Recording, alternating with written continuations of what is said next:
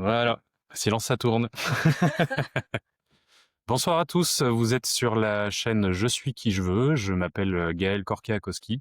Je suis coach en développement personnel. J'accompagne les managers, les dirigeants et les cadres dans leur prise de décision radicale. Et j'anime cette chaîne. Et aujourd'hui, je reçois Sylvie. Bonjour Sylvie, Bonjour. bonsoir. Donc Sylvie qui est Tanadoula et qui et voilà, petit aléa du direct. Sylvie qui est Anadoula et qui fait de l'accompagnement de fin de vie. On va voir ensemble ce soir justement en quoi consiste son métier et en quoi consiste la fin de vie. Merci à toi Sylvie d'être là ce soir. Merci à toi de l'invitation. Mmh. C'est une première, un live. Oui, c'est une première pour moi Pour aussi. toi aussi, voilà, donc on y va. Très heureuse, d'être là déjà et de pouvoir, parler de ce sujet qui est tellement important et qui est si peu abordé Mmh, encore. tout à fait, ouais. Pour commencer, Sylvie, si tu veux bien pour les personnes qui nous rejoignent et qui te connaissent pas, te présenter brièvement, Ouais, voilà, ta vie, ton œuvre. ça va être vite fait. Je suis une femme de 52 ans, je suis une épouse depuis 25 ans et je suis une maman de 2 enfants. Je suis aussi une professionnelle auto-entrepreneur, depuis 15 ans dans l'accompagnement, voilà, accompagnement thérapeutique, artistique et depuis, quelque temps maintenant, l'accompagnement de fin de vie et du deuil en tant que Tanadoula. Voilà. Très bien. Après une formation, qui vient de se terminer. OK. Merci. Alors, du coup, ton parcours initial, quel a été en fait le moment, la prise de décision qui a fait que tu t'es dit: «Bah, tiens, justement, je vais m'orienter vers ce métier en particulier»? Je pense que ça a toujours été là, parce que, le rapport à la mort, il a toujours été là. Ce lien à la mort et surtout à la finitude, donc cette notion que, dans le vivant, il y a la mort, enfin que tout vivant porte la mort. Ensuite, même si j'ai pas fait tout de suite de l'accompagnement fin de vie, j'ai eu dans mon parcours professionnel et aussi personnel, des demandes d'accompagnement sans forcément être formée. Mais en tout cas, ça avait déjà, du sens pour moi, cet accompagnement et puis, en 2000, fin 2022 avec Emmanuel, on a proposé la retraite des Louves où le thème c'était la mort. Donc c'était déjà pour moi, en train de prendre forme, c'est en tout cas de se dessiner cette direction et puis, j'ai perdu mon père, Mmh. le jour de la retraite. Le jour de la retraite, Ouais, d'accord. ouverture de la retraite et là je me suis dit: «Bon bah maintenant, il faut y aller». Donc ça a été, le déclencheur, même si, je pense que c'était déjà là, parce que j'ai accompagné ma grand-mère dans sa fin de vie et ce qui m'a, touchée, c'est de voir que finalement, on considérait beaucoup les vivants et les survivants et qu'à un endroit, la personne en fin de vie, des fois, elle était déjà considérée comme morte Mmh. et l'attention, portée n'était pas, à la mesure, en tout cas, de ce qui me comptait pour moi. D'accord. Donc je me suis toujours dit: «Là, il y a quelque chose à faire». Il y a quelque chose à faire, Ouais, tout à fait. ouais. OK. OK, très bien. Alors, est-ce que, ça pourrait prendre la soirée en effet, Ouais, mais est-ce que brièvement tu pourrais nous expliquer, en l'occurrence, qu'est-ce que c'est la fin de vie? ouais. Alors, il y a une différence entre, l'accompagnement de la fin de la vie qui va, être, par exemple, pour les personnes âgées, dans une évolution, naturelle et puis on va avoir l'accompagnement de fin de vie Mmh. qui, va, prendre place de façon officielle, lorsqu'il y a une annonce d'une maladie incurable et du coup d'un pronostic vital qui est, engagé. Engagé. Oui, donc c'est vraiment l'annonce officielle qui est faite, qui va enclencher, ce qu'on appelle, l'accompagnement de fin de vie. OK. Donc il y a une légère différence. Après la fin de vie, elle commence au moment de l'annonce Il y a vraiment tout un processus qui s'engage. Ça peut durer, parfois des années, quelques mois, parfois quelques jours, que même dans cette fin de vie, même quand elle est, posée, pendant un temps, on ne sait pas, vraiment combien de temps, elle peut durer. Et oui, Mmh. tout à fait. OK, très bien, donc ça nous aide un petit peu à cerner, en fait, Oui, hein, oui. ce rapport et qu'est-ce qui fait, en effet, que tu t'es, orientée là-dedans. J'aimerais venir un petit peu sur, un terrain dont on a déjà parlé en off, qui est un petit peu le stigmate de la vulnérabilité. En fait, bon, moi, je fais un métier de coach, toi, tu es art thérapeute et Tana doula et en fait, dans ces métiers-là ou même doula, dans ces métiers-là, en fait, souvent, on c'est perçu à tort comme, exploitant la vulnérabilité des gens. Moi, je sais que j'accompagne beaucoup de dirigeants, de chefs d'entreprise et en général, c'est des gens plutôt sceptiques sur, ce genre de problématiques et donc toi, en tant que Tana doula, comment abordes-tu et surtout comment tu démolis ces préjugés qu'il peut y avoir sur, l'aide émotionnelle et la forme de faiblesse ou d'abus qu'il pourrait y avoir sur la faiblesse? Alors ça, c'est vraiment le sujet, j'ai envie de dire, central de, ben, du métier de Tanadoula parce que, l'accompagnement fin de vie, il est, totalement, vu comme convenable quand il n'y a pas d'argent en jeu, en Mmh. fait, hein. Donc, tout ce qui est bénévolat, tout ce qui rentre dans le cadre médical, et cetera, c'est totalement, OK.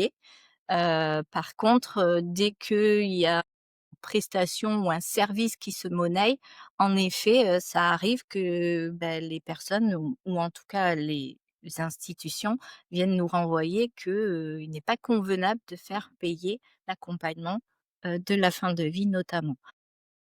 C'est pas bien. C'est pas bien. Alors que pour moi, convenable, il y a vraiment quelque chose qui au-delà de ce rapport à l'argent qui est ça convient, Oui. c'est respectueux, ça apporte quelque chose Mmh. et je pense qu'il y a, peut-être dans nos différents accompagnements finalement, la notion de l'émotionnel qui n'est pas, l'accompagnement et le soutien émotionnel n'est pas un acte technique et du coup, bah, c'est difficile, dans encore la conscience, collective d'accueillir, que ça puisse, se monnayer. Se monnaie. Voilà, les médecins, ils posent des actes, du coup peuvent, recevoir de l'argent en retour. Les pompes funèbres, posent des actes, donc voilà, il y a aussi, quelque chose d'entendu, mais quand c'est pas quantifiable, quand c'est pas, ça se pose pas dans du concret, eh bien, ça vient poser cette difficulté par rapport,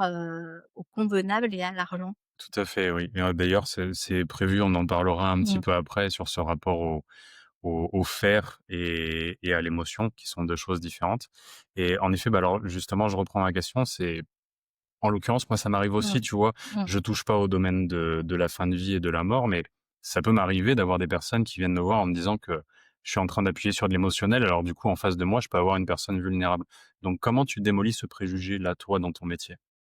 Déjà, pour moi, c'est quoi la vulnérabilité? On peut être en difficulté, on peut, avoir de la peine, on peut, être, dans le rejet de ce qu'on vit.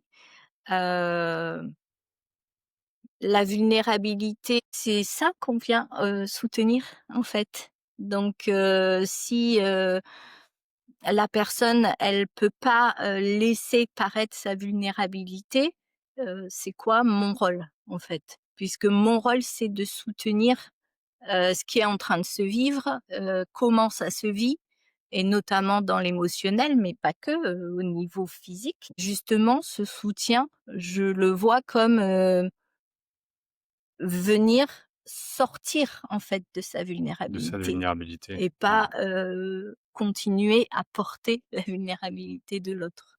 Donc et puis à un endroit, surtout dans la fin de vie, on marche, son chemin de vie. Donner la main à quelqu'un ou marcher à côté de quelqu'un pour qu'il ne se sente pas seul, je vois pas, à quel endroit ça vient, parler de vulnérabilité, en tout cas à Mmh. mon sens. Ouais, tout à fait. OK, merci. Il y a un message, de N3MOO qui dit que, voilà, s'il y avait un service public qui proposait un accompagnement de fin de vie, on n'en serait probablement pas là. Quel quel est ton point de vue par rapport à ça? S'il y avait un service public, de la fin de vie? Eh ben, c'est un service public de la fin de vie. Bah, il y a les soins palliatifs quand même qui, font, partie en tout cas du service public, Ouais, dans certains hôpitaux. Heu, Bah, ça serait super. Pour moi, ça serait tellement évident que ça soit mis en place et que ça puisse soutenir vraiment, les familles, hem, les mourants, et cetera. Après, il faut pas, se cacher, la face, ça coûterait très très cher cher. Ouais. et que, il y a déjà des choses qui sont mises en place, qui sont proposées. Après, on est toujours sur, ben, la comment dire? La différence entre ce qui est annoncé et proposé, les moyens qui y sont mis Mmh. et du coup l'accès, possible ou pas à ce qui est, proposé. Il y a déjà des choses qui Mmh. sont mises en place, bon, bah, pas assez, c'est sûr, mais même quand c'est mis en place, l'accès est pas toujours possible. Et cet accès-là, en plus, il est vraiment orienté sur certains métiers. Alors, tu vois, je sais pas en l'occurrence comment ça peut se passer pour les adultes, mais moi, pour l'avoir vécu, Mmh. à l'hôpital avec mon enfant, il y avait un accompagnement qui était fait et pour lui et pour nous en tant que parents. Mmh. On avait accès à une psychologue qui pouvait nous voir, plus d'une fois par semaine si on le souhaitait et où on pouvait justement lâcher, tout ce qui nous arrivait. On n'était pas encore sur la fin de vie, on était sur Mmh. l'accompagnement d'une maladie, Oui. terrible, mais on n'était pas sur la fin de vie. Donc en effet, je sais pas, peut-être que toi tu as éprouvé, vécu ça et tu peux partager un peu justement à quoi déjà on a accès sans forcément faire appel à toi, c'est lorsqu'on a, bah, une annonce, Mmh. voilà, ce qu'on appelle une annonce redoutée, Mmh.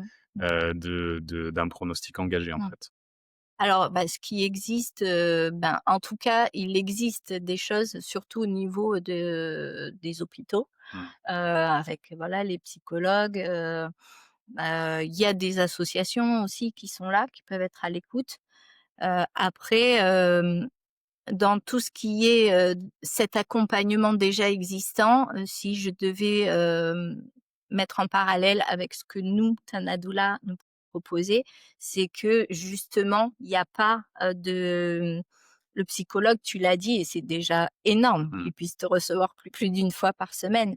Mais justement, nous, on est vraiment là au service des personnes qui nous engagent en offrant le temps qu'il faut Mmh. pour, écouter, pour, relayer, pour informer et pour faire ce pont justement aussi avec, ben, le corps médical ou avec, les institutions s'il y a besoin. S'il y a besoin. Oui. OK, très bien.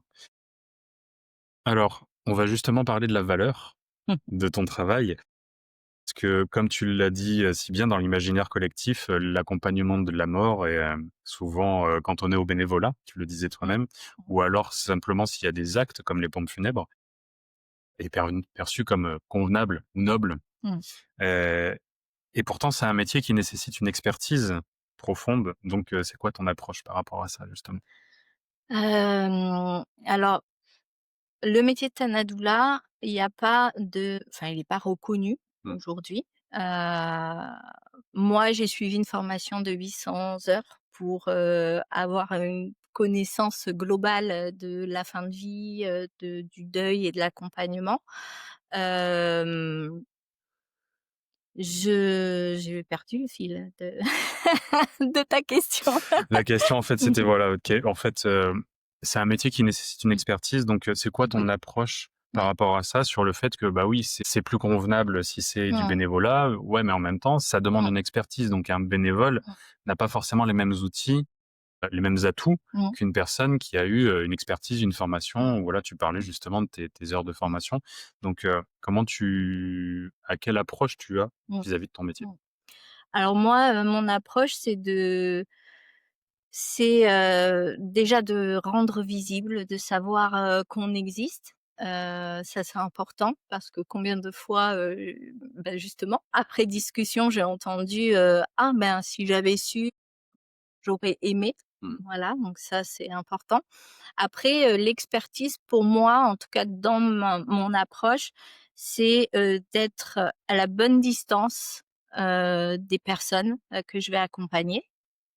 Heu, Ne pas faire à la place des gens, ne pas forcément conseiller, être là, à l'écoute, être force de proposition s'il y a besoin et de, apporter quand même cette connaissance que j'ai parce qu'on sait aussi qu'informer, ça rassure Mmh. et que dans cet espace-là, il y a aussi besoin d'apaisement, de comprendre ce qui se passe, de, comment dire? Même si c'est toujours différent, de pouvoir prévoir un petit peu, d'amener une certaine normalité dans ce Mmh. qui est vécu aussi et pour moi, mon expertise de ce métier, elle vient là, en fait, de pouvoir, dire à la personne et en même temps, c'est exceptionnel ce que tu vis et en même temps, voilà, il y a de la Normalité. normalité dans les étapes, dans, l'évolution, et cetera. Mmh. Donc c'est pour moi, d'être dans cet équilibre d'une connaissance quand même, théorique qui va venir apaiser les gens et en même temps, d'être vraiment dans ce vivant, au contact de la respiration et de vraiment faire partie, du tout Mmh. dans ce qui se vit, aussi bien pour les proches que pour le mourant, pour être à la juste place et à la juste distance, en laissant aussi, pouvoir doser pour laisser la place à ceux qui vivent l'expérience OK, avant tout. l'expérience, oui, Ouais, bien sûr. oui. Bien sûr, oui. Tu en parlais en off aussi, hein, sur ce côté, bah, oui, il se passe des choses. Ce que vous êtes en train de vivre ou ce que votre personne proche est en train de vivre, c'est terrible et en même temps, de par mon expérience, de par mon expertise, il y a des étapes dans ce qui est Mmh. en train de se passer et c'est «normal» entre Oui, guillemets. oui. Voilà. Ben, j'essaie d'en parler souvent, cette notion du savoir mourir, Mmh. justement, où, en fait, quand on n'a pas cette connaissance, on peut vraiment être dans une interprétation erronée, de ce qui est en train de se passer. Par exemple, la notion de l'alimentation, ça, c'est un enjeu. L'alimentation dans la fin de vie, Oui. c'est un gros enjeu parce que là, pareil, il est établi que manger, c'est vivre, Mmh. manger, c'est être en bonne santé et manger, c'est savoir ce qui est bon pour nous. Donc dans cette croyance-là, quand dans le processus du savoir mourir, la personne, même, si, c'est un enfant, le corps sait. Il sait mourir et du coup, il va, être dans une autonomie de gestion Mmh. qui va faire que, ben, là, on sait que la digestion, c'est un gros pourcentage de l'énergie De qui est l'énergie, engagée. bien sûr. Donc du coup, ben, je vais moins manger ou je ne vais plus manger. Je vais plus boire. Je vais, moins me lever.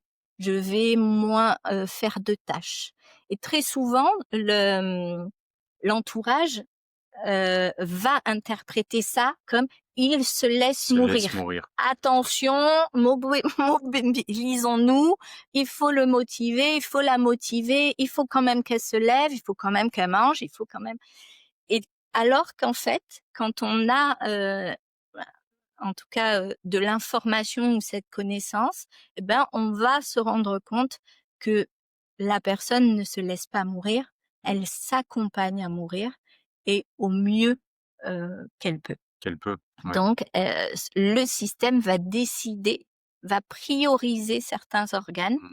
pour dire: «Bon, bah, ça, on n'a plus trop On a plus trop besoin». besoin. Donc il y a, voilà et ça, c'est de la connaissance pour moi, qui est précieuse. Parce que, du coup, on peut être dans un autre respect de ce qui se vit et de, ce que engage finalement, la personne mourante dans son propre accompagnement de sa fin de vie. Ça semble évident une fois que tu l'as dit, Oui, en effet, et c'est vrai que, c'est très difficile pour les personnes qui sont autour, d'une personne qui est en fin de vie de la voir, arrêter de manger ou voire même, ne plus supporter la nourriture et et c'est vrai que cette sensation émotionnelle oui, qui vient immédiatement, c'est, «Ouh là là, attention, c'est pas bien», alors qu'en mmh, fait, oui, comme tu viens de le dire, je crois que c'est 60 ou 70 de notre énergie, au mmh, quotidien, c'est juste digérer les aliments. ça, Oui, oui, ça fait sens de oui. pouvoir dire, bah, en fait, je vais moins utiliser d'énergie pour digérer. Mmh. Et en plus, je trouve que, je posais, cette notion de pouvoir respecter, en fait, le rythme naturel de la personne en fin de vie. Mais ça vient aussi quand on est dans cette connaissance-là, ça vient aussi nous accompagner, nous, dans les étapes qui, très, très souvent, viennent nous mettre face à notre impuissance. Mmh. Donc face à cette impuissance, se dire: «Bon, bah, finalement, c'est quand même normal et le corps sait», bah, ça enlève aussi beaucoup de poids et de responsabilité, même si émotionnellement ça reste difficile, on est d'accord. Bien sûr, oui. On en parlera un peu plus loin aussi de Mmh. la Mmh. responsabilité des accompagnants, Ouais. complètement. Comment tu te positionnes du coup, t en fait, ta propre valeur professionnelle, sur l'accompagnement qui devrait être gratuit, du coup? Puisqu'on a parlé de ton expertise et justement de ce que tu as traversé, de tes connaissances et de ta réelle place, en fait. Mmh. Donc, comment tu peux justement arriver à poser ça en disant que oui, ma présence, elle apporte quelque chose et à la personne qui est en fin de vie et à l'entourage. Donc, voilà, cette valeur professionnelle qui n'est pas gratuite. Je me suis posé la question et je me suis dit: «Est-ce que finalement, l'accompagnement, dans ce soutien émotionnel et dans l'humain, finalement?» parce que c'est de ça qu'on parle. Est-ce que l'accompagnement de l'humain, dans ce qu'il est, au plus profond de lui, est-ce que c'est vraiment la seule chose finalement qui a pas de valeur? Je me le suis vraiment demandé. Je me Ouais, suis dit: «Mais finalement ça a de la valeur, ça a de la valeur, ça a de la valeur». Mais l'accompagnement de de l'humain l'humain. au cœur de lui-même, dans ce qu'il vit au plus près de lui, finalement, c'est à ça, et dans ces derniers instants, finalement, de vie, ben, pour moi, quand on vient me pointer du doigt en me disant: «Mais en fait, hem, pourquoi tu fais payer?» par exemple, bah, je me dis: «Pourquoi à cet endroit-là, on ne peut pas accorder de la valeur?» De la valeur, ouais. Tu vois, un petit peu plus haut, il y avait, Gasper qui disait, «On a l'impression que la personne qui est en fin de vie devient un gâteau où tout le monde, prend sa part».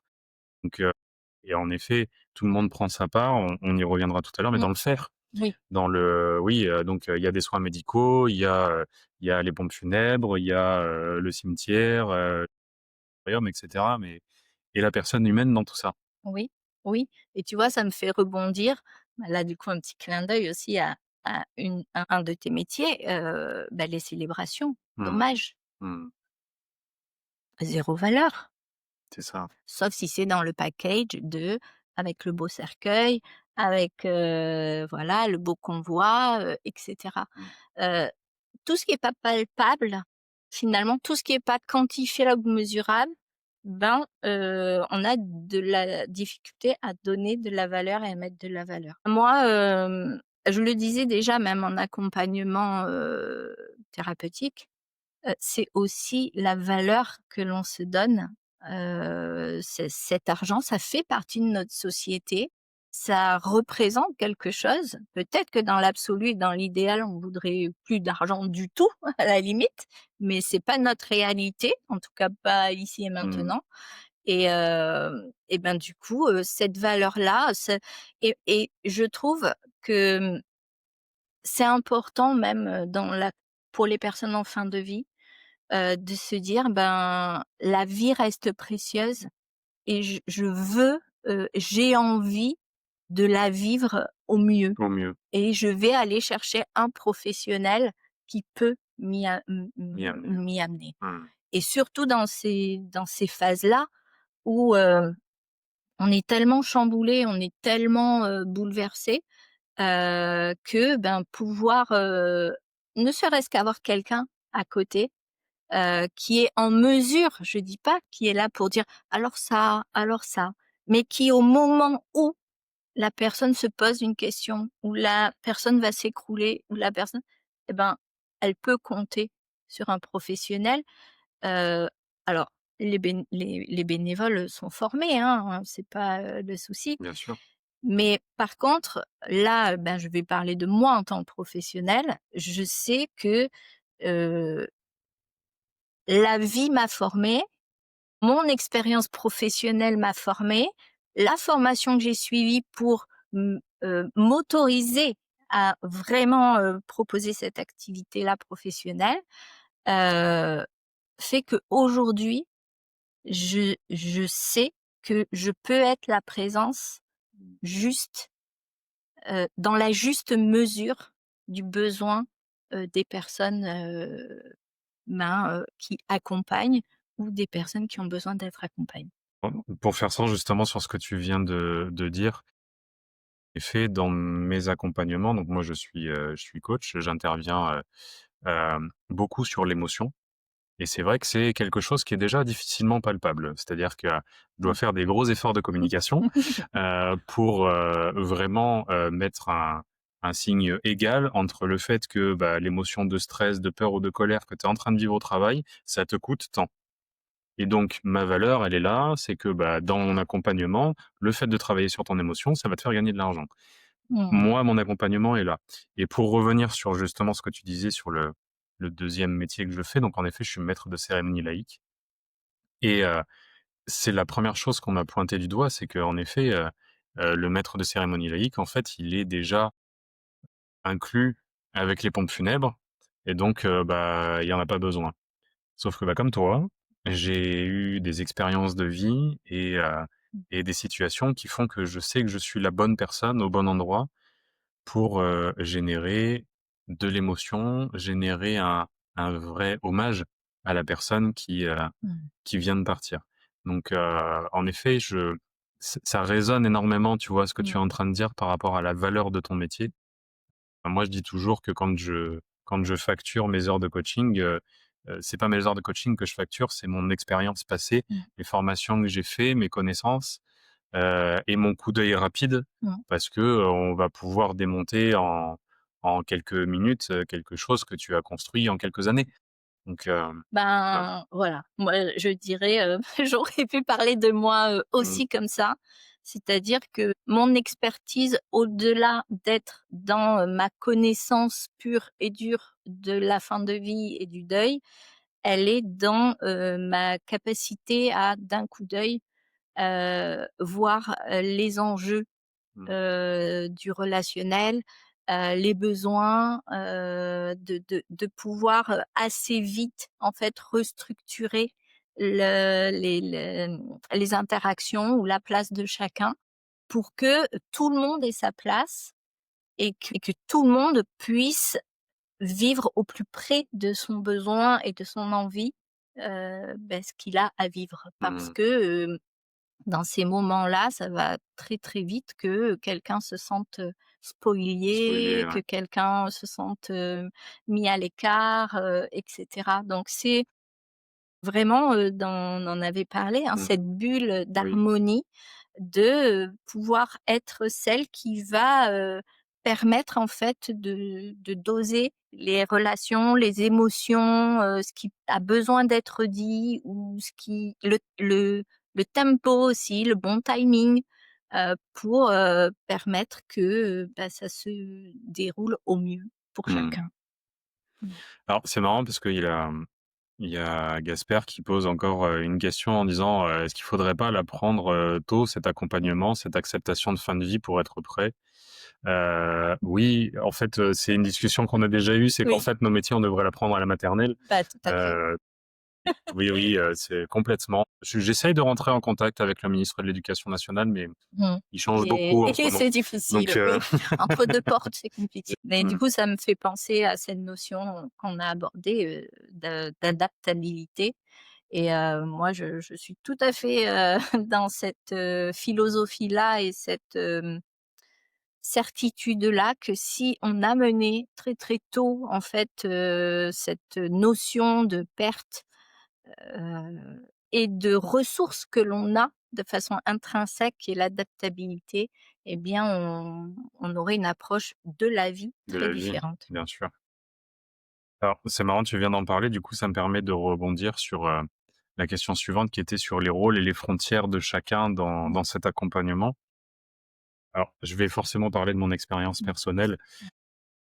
J'ai accompagné mon fils en fin de vie et ma peur de l'erreur médicale, du détail manqué, de la petite chose qui fait que, m'a transformé en infirmier, clairement. J'ai fini par, voilà, empiéter sur les rôles du corps médical et justement par cette peur de l'erreur Mmh. médicale, en fait. Cette réaction, en fait, c'est celle de la peur de alors ça va être de la PNL, du coaching, mais c'est de la Mmh. peur de la trahison, de l'abandon, de la personne qui va partir et donc d'une personne qui veut absolument tout contrôler, même ce qui est pas contrôlable, en fait. Donc en fait, dans ce contexte intense, enfin émotionnellement, c'est hyper intense. Comment est-ce que tu gères cette peur panique de l'erreur Mmh. chez les Mmh. proches? Ben, déjà, pour moi, c'est, d'amener, vraiment un espace d'écoute, de la personne ou des personnes, fois, selon, ben, où, se fait l'expérience de la fin de vie, que ce Mmh. soit à l'hôpital ou à domicile ou en institution, bah, parfois, ça change un peu. Mais ce qui est important, pour moi, c'est de pouvoir soit être à l'écoute de la personne et du coup, bah, là aussi, du coup, c'est une de mes compétences de pouvoir faire parler la personne Mmh. en reformulant, en lui permettant d'entendre aussi ce qui est là, pour elle. Et puis aussi dans, le système plus large des interactions, avec chacun. Donc c'est déjà d'entendre ce qui est là pour la personne par rapport à ce fonctionnement qui se met en place pour entendre et ensuite, ben, mon rôle, ça serait de se mettre, en fait, à la bonne place, toujours avec le consentement, des Mmh. proches et surtout de la personne qui est, complètement impliquée dans, ben, ce genre de situation. De d'avoir son aval pour me placer comme le pont, en fait, entre le corps médical et le proche Le aidant, proche aidant. en fait. Pour, ben, moi, me placer comme, un peu le garant Mmh. de la confiance. Comme si, voilà, pouvoir être cette passerelle qui fait que amener le message peut-être du coup, ben, à l'infirmière ou au médecin de prendre en considération ce que le proche vit et inversement, pouvoir venir rassurer, ben, le proche, en lui disant, bah, ne serait-ce que de lui dire: «J'ai dit à l'infirmière de faire attention» et de voilà, ça permet vraiment comme un tampon, Ouais, un en fait. tampon. Ensuite, c'est de pouvoir être le plus possible le relais du proche pour que, ben, à un endroit, il puisse lâcher, ce rôle-là. Sauf si on définit ensemble que c'est finalement le rôle le plus important pour lui. OK. Voilà.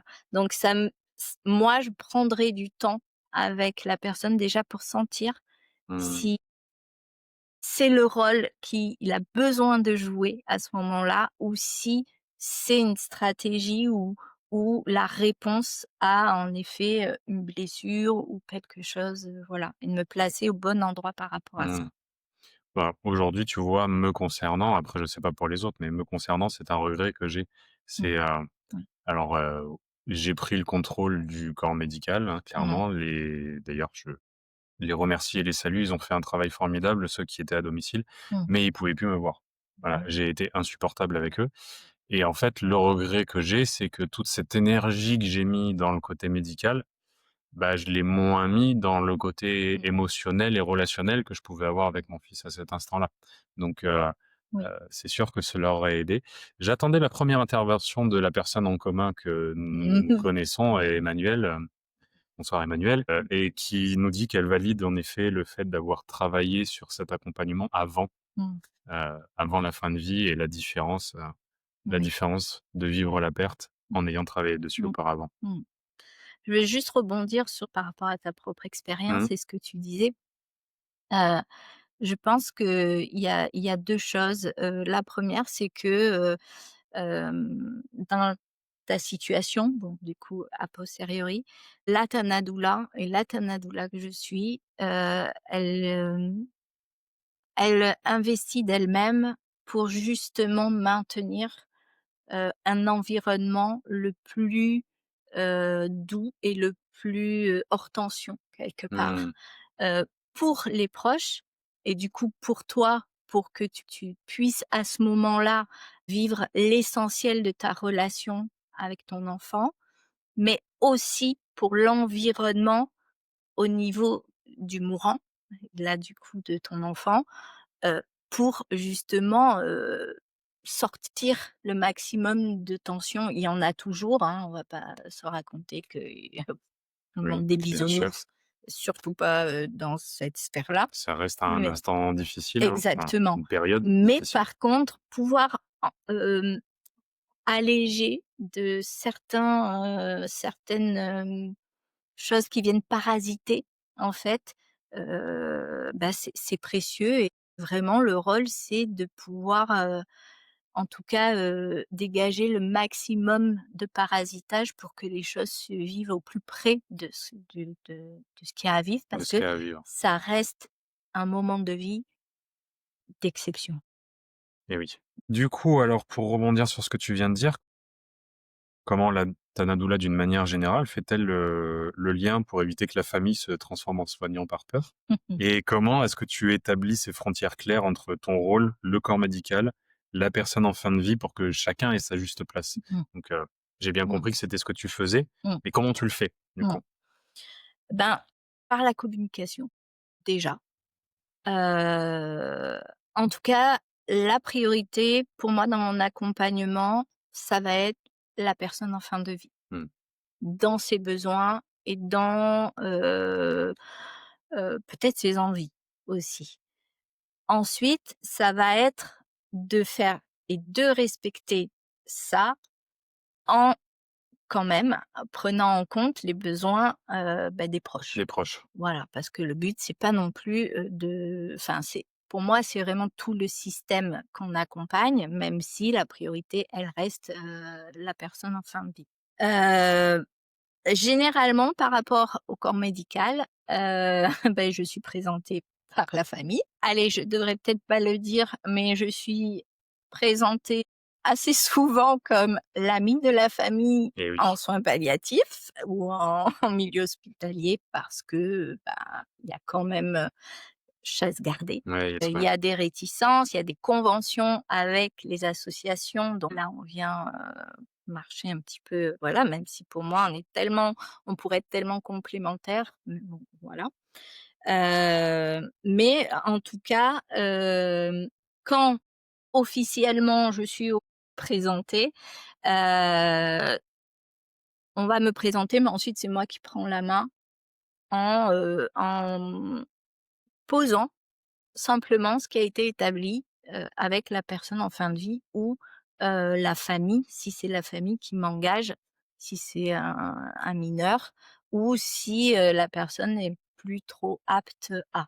Mmh. Donc, par rapport au pourquoi je suis engagée, parce que je peux être engagée, pas toujours pour la même raison. Je peux être engagée pour du soutien émotionnel, je peux être engagée pour de la planification, c'est-à-dire préparer, directives anticipées, personne de confiance, peut-être les dernières volontés et Mmh. cetera.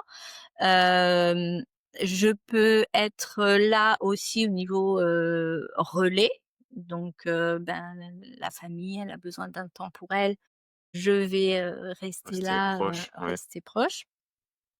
Je peux être engagée aussi pour accompagner ou en tout cas être une présence lors, de ce qu'on appelle le passage. Donc quand vraiment on sait que c'est les derniers instants, parfois on m'appelle.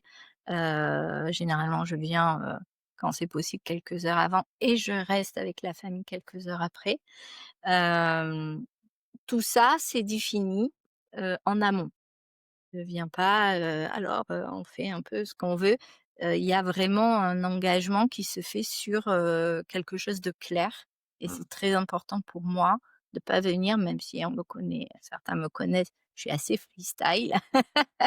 Là, c'est quand même bien Structuré. défini parce que, ben, souvent on vient aussi dans des circonstances où, tout est tellement brumeux et cetera que clarifier, le pourquoi je suis là, Mmh. c'est important. C'est une chose assez difficile dans notre métier, c'est que on vient travailler sur de l'émotionnel Mmh. qui, par principe, est pas structuré Mmh. et qu'on vient avec une structure justement pour accompagner sur ça. Ouais. Je pense que c'est important et là, ça me fait écho, à ce que j'accompagne aussi, c'est-à-dire la création de tambours Mmh. où, finalement le cadre permet la liberté et pour moi, dans l'accompagnement, je viens et je me sens vraiment comme un cadre qui permet, une fois qu'il est bien clair et défini, qui permet aussi à chacun, de vivre les choses plus ou moins librement. Qu'il a besoin de vivre en tout cas, quoi. Exactement, Ouais, oui. OK. Bien. Beaucoup de personnes peuvent, accompagner en fait, hein. On a parlé des bénévoles, Mmh. d'une manière générale. Qu'est-ce qui, selon toi, fait que tu es la bonne personne pour faire ce métier? Pourquoi je suis la bonne personne pour faire ce métier? Parce que je pense déjà que je suis en paix avec cette idée que, la mort est une étape de la vie. Mmh. Et je porte vraiment cette valeur et je sais pas comment on peut dire, hein, cette, certitude que, enfin, la mort est pas un ennemi. La mort, est pas là à nous attendre. La mort, bien sûr que ce qu'on vit, heu, peut être injuste et injuste, ça c'est sûr. Mmh. Mais par contre, c'est ce qu'on est en train de vivre qui est injuste. La mort en elle-même, C'est un passage, tu c'est le disais tout oui, à l'heure. exactement, exactement. Donc il y a déjà, ce côté, en paix, chez moi qui fait que je peux vraiment accompagner, heu, dans le calme et avec, recul et discernement ce qui se vit. Et pour moi, dans cet espace, c'est vraiment la qualité de la présence Mmh. et la juste distance qui sont les plus précieux, dans l'accompagnement. Je pense vraiment porter ce calme et ce regard, incisif sur ce qui se passe, pouvoir assez vite analyser les choses, pouvoir être, réactive et aussi, alors, du coup, c'est marrant, c'est ça qui vient et ça a été un souvent des retours qu'on m'a fait, même dans les ateliers et tout ça, heu, la douceur et la fermeté et que, cet équilibre des 2 ou cette fusion des 2 fait que je peux être même face au corps médical ou n'importe qui, dans vraiment quelque chose de enfin, quelque part qui en impose, mais sans venir confronter et Oui, du coup, c'est ce qui fait que ça maintient vraiment, un environnement, de se détendre mmh. malgré, la difficulté de ce qui est vécu. De la sécurité, du calme et en même Oui, temps une rigueur qui est importante, oui, oui, dans ces moments-là, ouais. exactement. Et en effet, c'est ce que je ressens aussi, tu vois, quand je fais maître de cérémonie laïque, Mmh, alors pour les obsèques mmh, et c'est ce côté alors oui, il y a l'expérience personnelle qui fait qu'en effet, j'en ai déjà vu beaucoup, mmh, et en même temps, il y a ce côté, je pense qu'on est un petit peu vus tous les 2 comme des extraterrestres parce que la mort n'est pas un problème pour nous. mmh, c'est vrai. C'est-à-dire que, c'est une étape de la vie et être confronté à la mort, c'est agréable pour personne, Non, mais c'est qu'une étape et en fait, on n'a pas cette montée d'émotions si intense que peuvent avoir de nombreuses personnes, hein. Je l'ai constaté dans des tas de cadres différents ou le simple fait d'évoquer, ce que j'ai pu traverser, ou ce que d'autres personnes peuvent traverser, dans la fin de vie, ça devient tout de suite un débordement émotionnel, Mmh. alors que, bah, c'est pas notre cas. Ça veut pas dire qu'on est insensible, loin s'en faut. Ouais, s'en faut parce que ça m'arrive très souvent de verser ma larme, hein. Voilà, mais on a cette Mais ouais. capacité à Mmh. absorber et avoir cette rigueur. Il y avait quelqu'un aussi au-dessus, je crois que c'était Coralie, qui nous remerciait pour l'interview. Il y a un message là donc de Dominique qui dit, «Cette clarification permet justement à mon sens d'être bien clair et non dans une sorte de flou qui pourrait faire croire qu'on profite de la vulnérabilité». Donc ouais, on revient Mmh. sur ce qu'on a dit, Mmh. en effet au départ, qui est juste, Mmh. voilà. Et ben, en fait, il y a pour moi, comme le cadre est vraiment clair dans pourquoi je suis engagée, dans quelle mesure je suis engagée, ben, en fait, je réponds simplement à une demande, Une demande, un besoin. ni plus, Mmh. ni moins et je pense que, bah, voilà, quand les choses sont claires, Ça c'est fonctionne. ça fonctionne exactement. OK.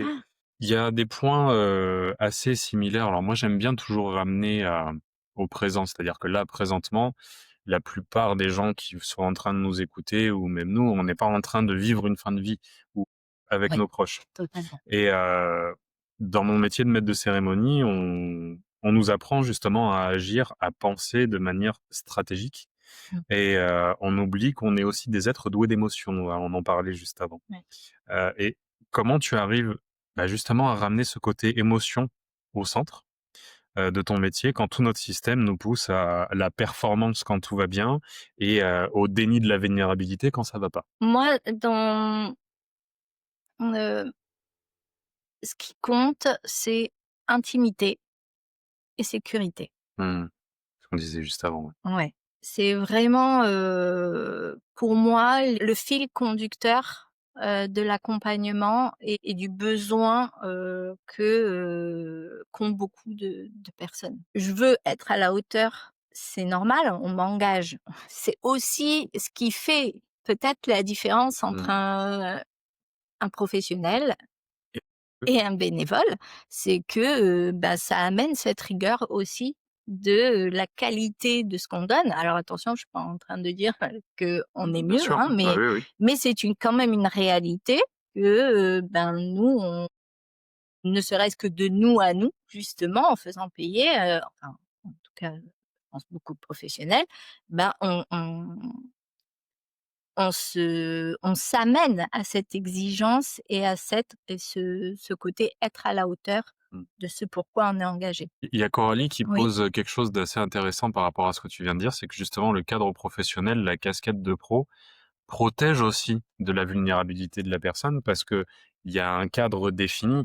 mmh, Je suppose que quand tu es embauché, tu as un contrat oui, et justement ce contrat, il va aller poser, mmh, c'est OK, ça c'est pas OK, oui, et dans quelles conditions j'interviens ou je totalement, n'interviens pas. totalement. Donc on Donc protège on cette on vulnérabilité-là. protège cette vulnérabilité et on se protège aussi puisque du coup, on sait où on va pas aller et on sait où on va aller.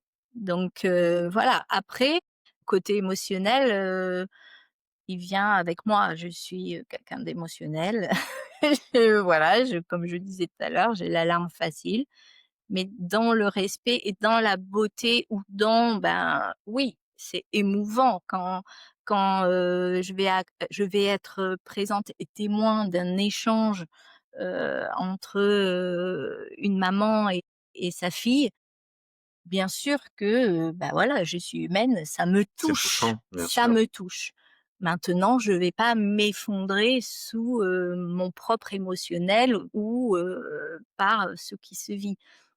Pour moi, ça, c'est vraiment, quelque chose qui est fondamental pour moi, c'est de ne pas, heu, déposséder Mmh. les gens que j'accompagne de leur histoire, de leurs émotions et de ce qu'ils sont en train de En vivre. train de vivre.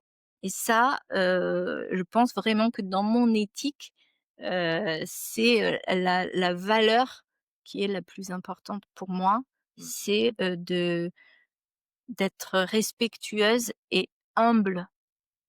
L'humilité, Je pense que dans cet accompagnement-là et enfin dans tous les accompagnements, mais dans cet accompagnement-là tout particulièrement, parce qu'il faut, on peut savoir des choses, on peut avoir traversé, et accompagné déjà des personnes en fin de vie. Ce que vit la personne qui marche son chemin de fin de vie, on C'est ne unique. sait pas. Eh oui. Et ça, moi, pour moi, à chaque fois, je me dis: «Ben, Sylvie, reste humble Mmh. parce que, qu'est-ce que tu en sais?» C'est ça. Donc ça remet bien à sa place. Il y a une S'il y phrase, avait besoin. ouais, il y a une phrase que j'aime beaucoup dire, quand je fais mes accompagnements, c'est: «Je sais ce que je cherche, je sais pas ce que je trouve». Oui, les accompagnements se ressemblent quand il y a quelqu'un qui vient me voir pour un stress ou parce qu'il veut arrêter de fumer. Des il y a des suites logiques, tu vois? Tu parlais de normalité tout à Oui, l'heure, il y a des suites logiques qui vont s'enchaîner. Donc je sais ce que je vais chercher, mais en fait, ce que je vais trouver, la personne en face de moi, elle est unique et ce exactement. qu'elle vit, c'est unique. Oui, Voilà. oui, Donc les réponses, ce seront pas les mêmes. oui, exactement. Donc ça amène encore à, je trouve encore plus d'humilité de se Mmh. dire: «On sait vraiment pas». On sait pas. On sait vraiment pas. Eh oui, Dans les accompagnements qu'on peut faire en parallèle, même si on sait que c'est différent, on a quand même des retours d'expérience. On a des retours, là, on ne sait pas. on sait pas. Donc voilà.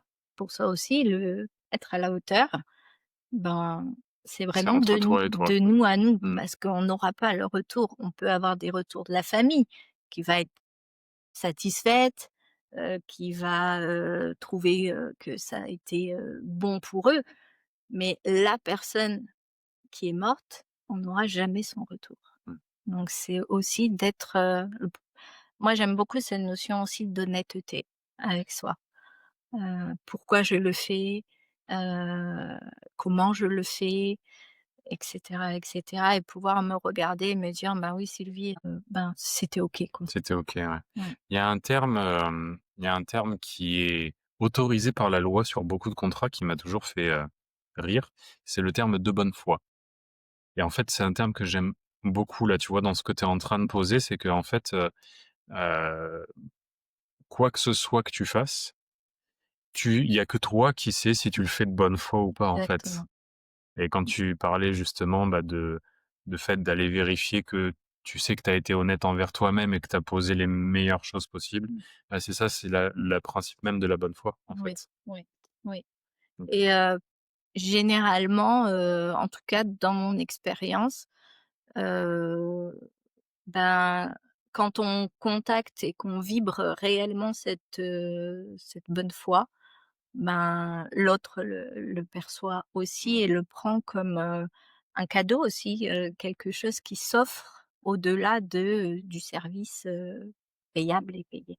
oui, c'est ça. C'est ce petit plus, voilà. D'ailleurs, il y a Nemo, ça y est, je viens de comprendre le N3MOO. Il y a Nemo qui dit: «Ça a un côté soignant, cette capacité à être dans l'empathie tout en arrivant à se blinder, Mmh. pour remplir sa mission». Et c'est intéressant parce que du coup, très souvent, il y a cette confusion. Beaucoup de gens qui viennent me dire: «Oh là là, j'en ai marre d'être empathique, c'est trop dur d'être empathique, je souffre d'être empathique». Ben, en fait, généralement, c'est pas l'empathie qui fait souffrir, c'est la sympathie. Notre directrice, de formation nous disait, «L'empathie, c'est: "Tiens, je te prête mes lunettes, regarde avec"». Et la sympathie, c'est: «Attends, je me mets à ta place et je vais pleurer pour toi, avec toi» et cetera et à un endroit, empathie, c'est: «Je vois ce que tu vis, je vois comment tu le vis, mais en même temps, c'est pas moi à C'est ta pas moi à ta place, place. c'est juste je Mmh, t'ai prêté, mes lunettes» mmh. et je pense que c'est, bah, de toute façon, ça rejoint ce que je disais tout à l'heure, déposséder l'autre de son émotion. Voilà, C'est pas aidant. c'est pas aidant du tout. OK. Tu m'as confié avant cet entretien que beaucoup de personnes gardent, une colère latente Mmh. après, les obsèques notamment, Ouais. alors que ce soit par rapport à l'accompagnement de fin de vie ou la cérémonie en Mmh. elle-même. Comment est-ce qu'on peut expliquer cette colère?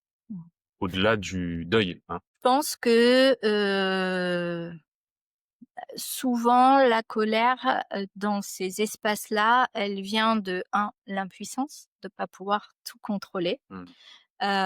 et 2 de la frustration, que, les besoins n'ont pas été entendus ou nourris. Heu, j'en parlais avec ma sœur suite à notre échange où, ben, après le décès de mon père, j'ai fait le choix, pour être en accord aussi avec, ce que ma mère souhaitait, de faire une messe, donc dans un espace religieux et 3 ans après, cette colère que la cérémonie n'ait pas répondu à nos attentes et à nos On a besoins, besoin. et ben, ça reste là, en Mmh. fait. Donc il y a vraiment, je crois que dans cet espace-là où on est tellement en souffrance, moindres espaces où on se dirait: «Ça pourrait nous faire du Du bien» bien. ou «Ça pourrait se passer comme on veut», deviennent encore plus importants Mmh. et que du coup, quand ça se passe pas comme on voudrait, et ben, ça décuple, en fait, notre colère. Pour moi, ça reste quand même une résonance ou un écho à la colère de la perte De aussi. bien sûr. Ouais, ou de non-acceptation, de ce qu'on est en train de vivre. Après ça peut être aussi pardon, Non, non, vas-y, vas-y, je coupe c'est ton moi qui laisse élan du finir. coup. Je pense aussi que, ça peut aussi être une façon de s'accrocher à des choses pour laisser la place à sa colère À sa colère. aussi. Justement et Emmanuelle en parlait puisqu'elle en a fait, l'expérience. Mmh. Comment est-ce que ton travail préventif permet d'apaiser cette Mmh. colère-là et ce sentiment que le poids de l'événement est trop lourd, en fait? Mmh. Hem, je pense, déjà d'avoir une connaissance, des étapes de ce qu'on va traverser, même si ça reste différent pour chacun, même si on est d'accord que ça a été posé dans, bah, des statistiques, hein, du plus grand nombre et cetera. Il n'empêche qu'il y a quand même des processus, qui s'engagent et bah, voilà, de savoir aussi qu'il y a cette normalité va faire que, face à ma colère, je vais la poser comme légitime. Savoir que je vais être en colère fait que quand la colère Ça arrive, arrive. je suis pas, voilà, je suis pas déboussolée. Je sais que à un moment, il se peut qu'elle vienne et j'en connais aussi les bénéfices ou pourquoi, je pourrais rester dedans, pourquoi je vais l'alimenter et de quoi elle me parle, me concernant. Donc pouvoir, avoir, cet espace du avant, ça permet quand même de décoder des choses qu'on va traverser et on est, du coup pas surpris. C'est comme quand il y a une l'annonce, c'est le choc, là, que ce soit, sur une mort brutale ou que ce soit même à l'annonce du pronostic, bah, il va y avoir ce choc.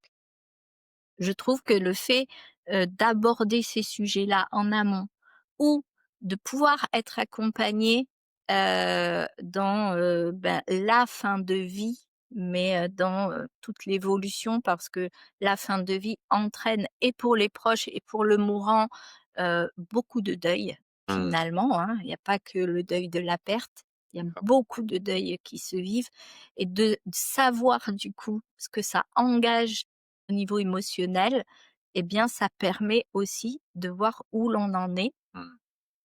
ou simplement de se dire: «Tiens, ben là, je suis dans une colère qui dure, tiens, peut-être qu'il y a un processus de deuil qui est engagé». Donc ça permet une lecture de soi, où je vais pas, être choquée par mes réactions Ta ou réaction. mes, Mmh. émotions. Donc OK. OK, ouais, donc accompagnement important justement oui, oui. pour éviter, ce surplus d'émotions parce qu'on la voit arriver, en fait. Oui C'est et ça que tu veux puis dire? je trouve que de s'y intéresser et de, s'informer ou se former ou même se faire accompagner à Mmh. distance, en fait, en amont, heu et ça permet de prendre l'information réellement parce que du coup, on n'est pas dans cette tension Oui. émotionnelle ou même dans ce truc de: je vais devoir y faire face». Donc ça permet de comme, préparer le terrain et du coup, quand, ça se présente, il y a vraiment des résurgences de choses Mmh. qu'on a déjà Déjà vues vu. et qui se sont déjà du coup activées, sur le temps où, entre guillemets, «on n'en a pas eu besoin». Mmh. Donc c'est vraiment comme une préparation du terrain, je trouve. J'aime bien ramener dans le concret du quotidien les expériences de Mmh. chacun et en fait, pour quelqu'un en fin de vie, il est vital de régler ses affaires en Mmh mh. général. Mmh. Et en fin de vie, il y a aussi un héritage émotionnel à transmettre. Quel est le rôle que tu prends dans l'aide à la transmission des messages, des pardons, des intentions, pour que la personne et la famille puissent vivre une fin de vie la plus complète possible? Alors, il y a, 2 approches, dans, un peu le tête-à-tête avec la personne en fin de vie, on va pouvoir, créer ce qu'on appelle des legs émotifs. Mmh. Donc voilà, parce qu'on fait toutes les démarches, hein, pour les legs, financiers, immobiliers, tout ça. Mais c'est vraiment précieux, les legs, émotifs. Et du coup, on selon la sensibilité et bien sûr, l'état physique, de la personne, en fin de vie, eh bien, on va, pouvoir être dans la création, de de soit d'objets, soit, soit de vidéos, d'enregistrements audio, parce que la voix, c'est ce qu'on perd, Eh oui, en en premier. premier. Et c'est souvent qu'on va se raccrocher à des messages. Maintenant, on a quand même les messages audio moi, je sais que ma maman, elle a toujours mon père sur son répondeur, de téléphone et des fois, ben, on se dit: «Oh, pourvu qu'elle qu'elle décroche pas, comme ça on va l'entendre». Mmh.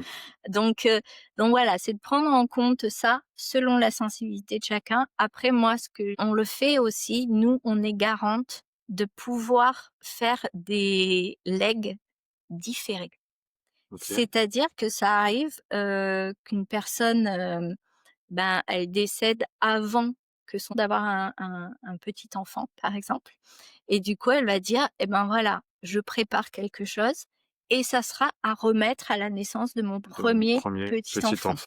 ou ben, voilà, je vais mourir là, cet été, j'aimerais que faire des cadeaux pour Noël. Donc en fait, nous, on reste dépositaires Mmh. de ces legs qu'on va distribuer selon les Les volontés volontés. de la personne, décédée.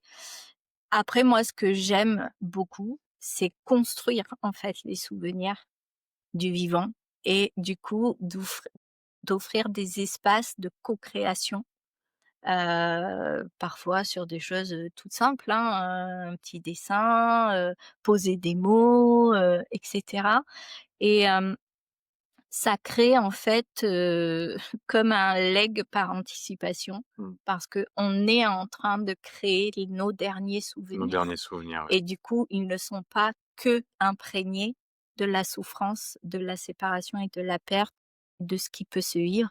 Du coup, on crée aussi, hem dans cet espace-là, des beaux souvenirs. Mmh. C'est assez marrant ce que tu dis parce que c'est marrant. Dans ce que j'ai vécu dans la fin de vie de mon fils, j'ai eu la chance d'avoir, Priscilla, dans mon entourage qui est venue faire des photos Mmh. de nous, en famille, avant qu'il s'en aille et j'ai appris a posteriori que la photo a été inventée pour ça.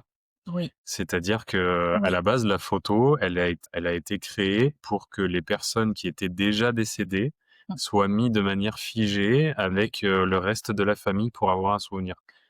et d'ailleurs, on retrouve des clichés, Mmh. comme les photos de mariage, c'est-à-dire le groupe famille et le défunt, et le défunt qui est là, tenu debout debout ou ou assis, assis ouais. ou c'est assez, impressionnant, mais en effet, oui, Mmh. c'est vrai. Alors je pense que si on faisait ça aujourd'hui, on trouverait presque ça morbide, Ouais, mais en fait, totalement, si mais ça n'avait pas existé, la photographie n'existerait pas. exactement, exactement et c'est vrai que voi c'est des moments précieux et d'ailleurs, ça se fait, beaucoup plus sur, les pertes périnatales Mmh. ou, quand, le bébé, meurt, enfin naît mort, Mais non. ben, en fait, il y a vraiment des associations qui viennent pour, faire des photos, du bébé, OK. avec les parents et cetera. Donc ça, c'est vraiment précieux. Ouais, en Ouais, effet, ouais, en effet. OK. On arrive à la fin de cette ouais. interview, Sylvie. J'ai encore une question à te poser, en fait, c'est, bah, s'il y avait un seul message que tu voudrais, une seule croyance à changer, c'est chez les personnes qui sont en train de nous écouter, sur l'accompagnement de fin de vie, ce serait quoi? Alors, la dernière, du coup, ton complément, me perturbe. Un seul message, une Un seule seul message, croyance sur ben l'accompagnement de fin de vie à changer. moi, je dirais que ce qui compte, c'est de ne pas perdre de vue que la fin de vie, c'est la vie. Parce que, très souvent, on s'enferme dans la mort, mais la mort, c'est le cœur qui s'arrête Oui. et donc alors je sais que c'est difficile et on est du coup aussi là pour ça, pour accompagner, ça, c'est, de rester vivant et de rester dans la considération, que ce que marche la personne en fin de vie, c'est sa vie. C'est sa vie. Ouais, pour moi, ça, c'est le plus précieux. Je sais pas du coup si ça répond à ta Mais bien question, sûr que ça mais répond à ma question. Oui, oui, oui. c'est Ah, ça que j'avais envie de dire. mais c'est hyper important. C'est en Mmh, effet, c'est vrai, on le disait en début d'interview, c'est que on a un petit peu tendance, tu vois, par rapport à la nourriture, mmh, à un peu déposséder la personne de son propre choix. oui, En fait, oui, c'est sa fin de vie. Alors fin, entre parenthèses, mais c'est sa vie, c'est en sa vie, fait. c'est sa Donc, vie. ouais, tout à fait. Ce sont ses derniers instants de vie, Mmh. ce sont les plus précieux Et et oui. on a à respecter ça et Mmh. à le considérer dans ce que c'est. Enfin, pour moi, c'est ce qui m'anime. Mmh. Ouais, vraiment. OK. Mmh. Hem Dernière étape, Sylvie, si donc pour ceux qui ont pu être, touchés par ton travail, Mmh. où est-ce qu'on peut te suivre, te contacter et quelles sont les prochaines étapes pour ceux qui souhaiteraient en savoir plus sur ton accompagnement? Ah, tu me l'avais pas dit Ah celle-là. non, je t'avais pas dit Ah! ça, voilà. Surprise, Oui, on surprise! te fait de la pub. Ouais et puis, après tout, nous sommes dans l'imprévisible, donc go! Allez, je me lance. Alors, ben, moi, on peut me retrouver, ben, j'ai un site, voilà, sylviediscala, tout simplement. Après, je suis sur les réseaux, Insta, LinkedIn, je sais pas si on dit comme ça, parce que je suis pas très, non plus, il faut pas exagérer, hein, je me fais de la pub, mais voilà. Facebook, hem et puis, voilà, où c'est qu'on peut me trouver d'autres, bah, là, du coup, sur ta chaîne, puisqu'il y aura cet, enregistrement. Hem Sur quel territoire tu interviens? Moi, j'interviens sur, alors moi, je suis basée à Sanary. Mmh. Après, bah, sur mon site, voilà, le territoire est bien, défini, mais c'est vraiment toute la périphérie. Après, je marche aussi au feeling, voilà, ça m'est arrivé, d'aller au-delà de ma limite de territoire, mais on va dire jusqu'à La Ciotat, et de l'autre côté, je sais plus ce que j'ai mis, je pense La Valette, Ouais, voilà, hier. ou Hyères, Mmh. exactement, ouais. Voilà. OK. OK, très bien et donc pour les personnes qui souhaitent en savoir plus justement sur ton accompagnement, donc il y a ton site, Il y a mon site, il heu y a du coup, il y a un onglet, contact, voilà, où on peut m'écrire, du coup ça bascule en mail et je prends le temps de répondre. Après, ben, sinon il y a aussi, le téléphone, voilà. Il y a mes coordonnées sur le site et puis, quand la personne me contacte via mon site, justement, il y a possibilité de laisser son numéro de téléphone et voilà, et de pouvoir te contacter. oui, on peut très bien, se poser, prendre un rendez-vous téléphonique et puis on papote et on voit. Mmh. On peut parler de ta retraite qui a lieu, je sais plus si c'est fin novembre, début décembre? Alors c'est début décembre, Mmh. le week-end Tana, que moi j'ai appelé Voix, parce que, ben, comme je disais tout à l'heure, on est au cœur de l'intimité et que la voix, c'est l'outil le plus intime et le plus puissant pour moi qu'on ait. Donc c'est 3 jours pendant lesquels, on utilise la voix pour, venir, ben, faire le point sur soi, par rapport notamment là, on va plus travailler sur ce qu'on appelle les deuils symboliques. Donc à quoi je dis au revoir pour aller vers. Donc voilà, c'est 3 jours, Donc c'est où? C'est quand? c'est C'est combien? à Saint-Clément, c'est 5, 6, 7 décembre. Mmh. Saint-Clément, c'est dans le Gard. Décembre 2025 pour ceux Oui, qui nous écouteraient 2000, en différé. voilà, 2025 et le week-end plus l'hébergement, c'est 390 €. OK. Voilà. Après les modalités plus affinées, c'est repas et tout ça, Oui, après, une fois que les personnes sont sont inscrits. intéressées, hein, Bien sûr, peut-être. ça marche. Très bien. Eh bien écoute, merci infiniment Ben, Sylvie merci pour à cette interview. Je tiens à préciser que, bah, tu le sais, hein, moi c'est la première interview ouais. que j'anime. Ça me tenait à cœur que ce soit avec toi sur le mois de novembre Mmh. pour, les raisons qu'on Ouais. connaît et mon parcours, personnel puisque le mois de novembre est le mois difficile pour moi. Mmh. Hem Ce qu'on a abordé aujourd'hui, en fait, c'est l'ultime exemple de la charge émotionnelle, en fait, hein, qu'on porte tous. Mmh. Et si la petite conclusion que j'avais envie de mettre, c'est que si la fin de vie est le point culminant de l'émotion, le quotidien en est un test permanent. Totalement. Donc, Mmh. si vous vous êtes reconnu, dans cette, peur, de la perte de contrôle, de l'épuisement, de la charge mentale, c'est peut-être aussi que vous avez besoin d'un accompagnement, peut-être pour maîtriser vos émotions ou pour, par rapport au présent.